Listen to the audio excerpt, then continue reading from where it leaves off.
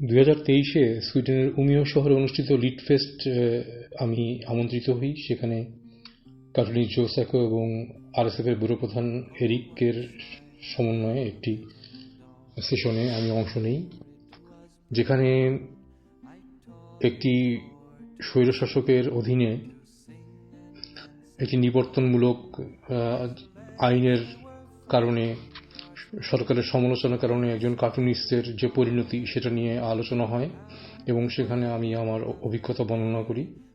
পরবর্তীতে উপস্থিত দর্শকদের বিভিন্ন প্রশ্নের উত্তর আমি দেই এবং এর জন্য সবাই আমাকে কৃতজ্ঞতা জানান, ধন্যবাদ দেন। আমাদের যে সেশনটি ছিল এটি খুবই জনপ্রিয় হয়।